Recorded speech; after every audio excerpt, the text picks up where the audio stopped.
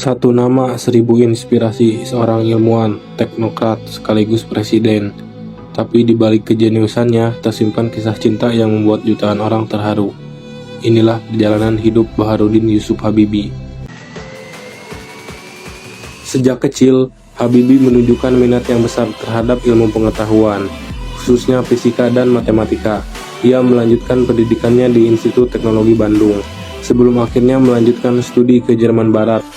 Di Jerman, Habibie menempuh pendidikan di RWTH Aachen University, salah satu universitas teknik terbaik di Eropa. Ia berhasil meraih gelar Diplom Engineer setara S2 dalam waktu singkat, dan kemudian melanjutkan sebagai Dr. Ing dengan predikat summa cum laude.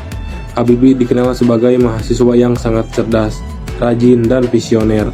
Tak heran ia dijuluki sebagai Mr. Crack, karena keahliannya dalam menghitung retakan pesawat secara presisi melalui teori termodinamika keretakan, Crack Propagation Theory, yang menjadi acuan internasional.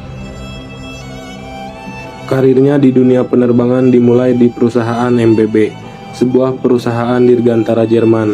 Di sana, Habibie berkembang cepat, dari seorang insinyur biasa hingga menjadi vice president dan direktur teknologi. Ia turut berperan dalam desain pesawat Angkatan Militer Transpal C-160 dan menciptakan metode efisiensi material, pesawat yang hemat biaya dan ringan. Jerman mengakui kontribusinya, bahkan memberinya kewarganegaraan kehormatan.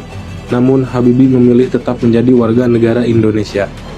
Pada tahun 1998, setelah pengunduran diri Soeharto, Habibie dilantik menjadi Presiden ketiga Republik Indonesia.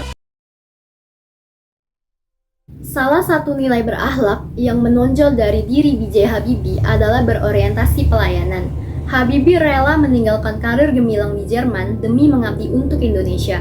Ia memanfaatkan keilmuannya di bidang teknologi penerbangan untuk kemajuan bangsa, dengan mimpi besar agar Indonesia mampu berdiri sejajar dengan negara maju. Sebagai presiden, ia juga membuka kebebasan pers, kebebasan berserikat, dan memperluas ruang demokrasi sebagai wujud pelayanan nyata kepada rakyat. Nilai berikutnya adalah akuntabel.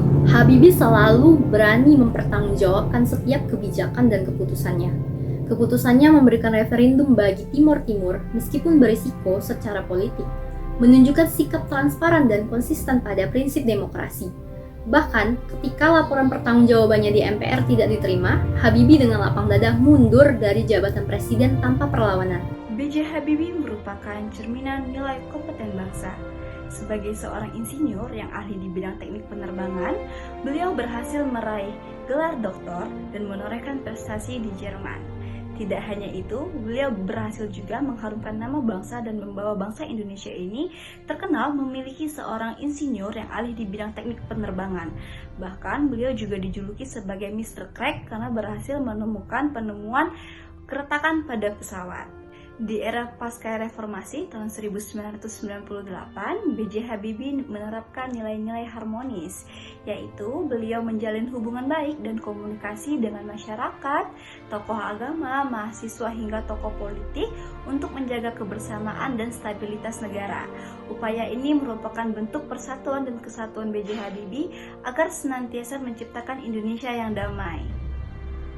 Sebagai Presiden ketiga RI, walaupun hanya menjabat sekitar 1 tahun, Habibie berhasil mengawal masa transisi reformasi dengan damai, memperkuat demokrasi dan menyelenggarakan pemilu yang jujur dan adil, menunjukkan loyalitas kepada sistem negara dan kepentingan rakyat, bukan kekuasaan pribadi. Habibie juga dikenal sebagai tokoh yang loyal terhadap cita-cita kemajuan bangsa, terutama dalam bidang teknologi. Ia percaya bahwa kemajuan Indonesia harus didorong oleh kekuatan ilmu pengetahuan dan teknologi, bukan bergantung kepada pihak asing. Adaptif. Beliau mampu beradaptasi dari seorang ilmuwan murni menjadi seorang wakil presiden, menteri, kemudian menjadi presiden di tengah krisis multidimensional tahun 1998. Dalam waktu singkat, beliau beradaptasi dengan dunia politik yang sedang bergejolak dan berhasil meletakkan fondasi penting demokrasi Indonesia. Kolaboratif. Proses pembuatan pesawat terbang adalah puncak kolaboratif. Beliau menggandeng ribuan insinyur terbaik bangsa, baik dalam dan luar negeri, untuk menyelesaikan proyek pesawat terbang.